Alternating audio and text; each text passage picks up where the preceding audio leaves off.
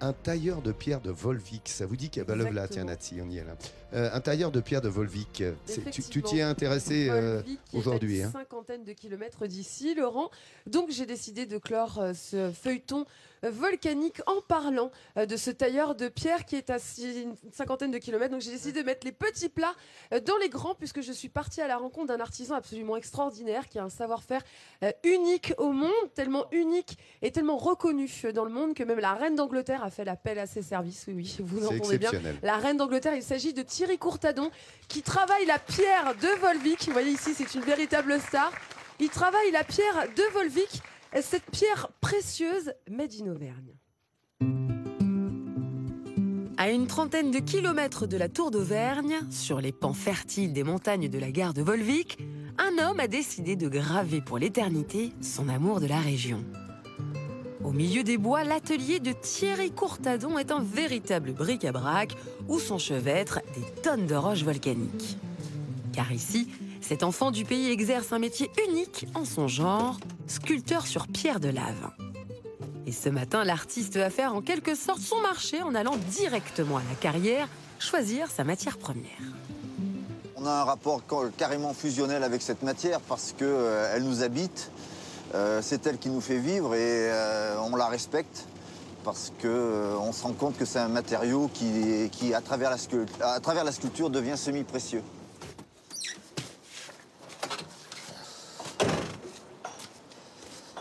Sa pierre précieuse, Thierry va enfin pouvoir la toucher. Salut Patrice. Dans la carrière de Patrice, il va choisir avec minutie le bloc qui va être sculpté. Allez. Bon écoute, 150, ça devrait passer. Impeccable. Alors attends, on va regarder les 80, mais normalement ça devrait être bon. Lorsque Thierry choisit sa pierre, sa créativité tourne à plein régime. De cette masse brute, il imagine déjà sa future réalisation. C'est vrai que par rapport à un bloc, parfois, on arrive à simuler une sculpture, comme tout sculpteur qui voit dans son bloc de pierre la sculpture déjà battre du cœur.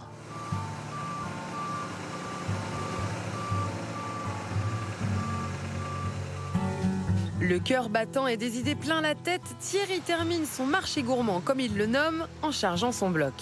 De retour à l'atelier, il passe à la première étape de fabrication de sa sculpture, avec la découpe à la débiteuse. C'est une scie circulaire avec une lame en acier sur laquelle on a des pastilles de tungstène avec du diamant à l'intérieur. Et cette machine va tourner avec toujours de la flotte, de façon à éviter la poussière et à éviter une surchauffe. Pendant que la scie découpe les parties de la roche qui ne seront pas utilisées, Thierry peut se consacrer au dessin. Si la matière qu'il travaille est rustre, ses œuvres, elles, sont remplies de sensibilité. Du bout de son crayon à papier, l'artiste imagine aujourd'hui une sculpture un peu particulière. Il y a quelques jours, j'avais des pensées très fortes pour mon grand-père qui était sculpteur. Et je m'étais dit, si je pouvais posséder vraiment quelque chose d'identitaire, qui ne soit pas forcément morbide de lui, qui soit vraiment son identité, je me suis dit, pourquoi pas sculpter une empreinte digitale? Et il est clair que si j'avais son empreinte digitale en 3 dimensions sur une pierre sculptée, ça serait vraiment l'objet le plus précieux que je pourrais posséder. De cette petite maquette, Thierry va créer une œuvre monumentale. Silencieux et concentré, il commence dans son atelier un véritable combat avec la roche. Avec sa masse et son aiguille, l'artiste tord, façonne, cisaille cette pierre qui se laisse très difficilement dompter.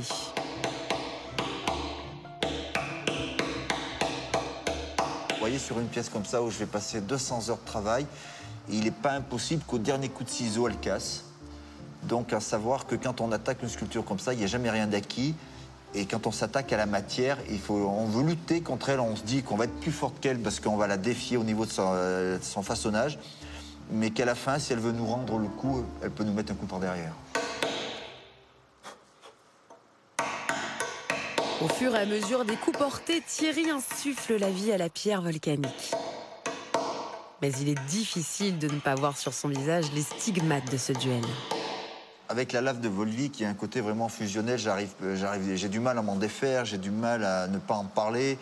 Elle me porte ses griffures un petit peu partout, sur mes mains, sur mon visage. Je la vis. Je pense que c'est une matière qui m'a adopté. Je ne sais pas si c'est moi qui l'ai adopté. Je pense que c'est elle qui m'a adopté. Maintenant, je suis un de ses fils, un de ses enfants. Et maintenant, il faut que je l'honore. Il faut que je la porte et faut que je la porte à maturité. Dans son atelier d'exposition, avec ses dizaines de sculptures monumentales, on réalise là tout le génie de l'artiste. De ses mains, il transforme comme par magie cette pierre en objet délicat, capable de se tordre et d'onduler. Un génie créatif qui s'exporte à travers le monde, Thierry a même réalisé une salle de bain pour la reine d'Angleterre. Et même s'il est fier de voir sa pierre de Volvic voyager, difficile pour lui de se séparer de ses œuvres. J'ai toujours du mal à me défaire d'une œuvre où j'ai passé parfois 6 à 8 mois de travail. Et c'est vrai que c'est toujours très compliqué parce qu'il y a une osmose qui se fait entre la pierre et le tailleur de pierre. Et c'est vrai que c'est toujours compliqué de voir partir son œuvre. Thierry va pourtant devoir s'habituer aux séparations car aux dernières nouvelles, l'artiste vient de réaliser un sushi bar au cœur de Londres. Alors je sais pas vous, moi qui ai pourtant déjà vu le sujet, eh bien je ne peux m'empêcher de m'émerveiller encore et encore. Et la star is here! Thierry Coutadon est avec nous et il nous a amené des maquettes d'œuvres d'art, hein, puisque vous imaginez, ce sont des monuments qui pèsent extrêmement lourd. Alors on va un petit peu décrire ce qu'il y a ici sur le plateau. Thierry, dites-nous ce que c'est. Ben, c'est une pierre qui a été façonnée, on est parti d'une pierre massive et ensuite on l'a tordue et ensuite évidemment j'ai gravé cette dentelle à travers cette pierre. Donc il y a un message de délivré. Thierry est poète également. Non, c'est pas forcément de la poésie, mais c'est vrai que j'ai voulu expliquer, je raconte l'histoire un petit peu de la sculpture à travers la matière. Qu'est-ce qui est écrit, on peut savoir? Oui, je vais vous le lire, je vais essayer de le redécrire. La matière se fait tendre, la lave d'antan se transforme en dentelle de pierre. Décidément, l'artiste est celui en qui la réalisation l'emporte de loin sur l'imagination seulement mentale qui promet tant et tient si peu. Exceptionnel, c'est remarquable ce travail. C'est quand même une forme Sublime. de poète, vous êtes un peu... Mais voilà, je suis vraiment très fière de vous remettre un talent midi en France, Thierry. Vraiment. Je C'est vous fais un très bisou. beau. Je sais, vous m'enviez beaucoup, mesdames, derrière votre téléviseur. Eh ben, je le fais pour vous. Voilà. C'est Non, ça le Made in France. Oui, le Made in France, l'excellence à la française, Génial. un artiste de renom très apprécié ici, on l'a vu à travers ses œuvres, c'est vraiment exceptionnel. On met tout sur france3.fr évidemment. Ce qui me permet, tiens, puisque je parle de France 3, de remercier toutes les équipes de la filière de France 3, les équipes techniques de Strasbourg, entre autres, les équipes du RG.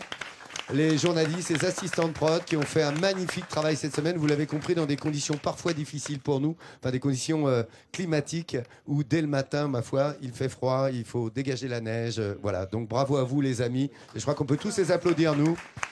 Bravo, merci. Cela dit, quelques images qui m'ont touché, moi, ici, sur cette Auvergne que nous aimons tant.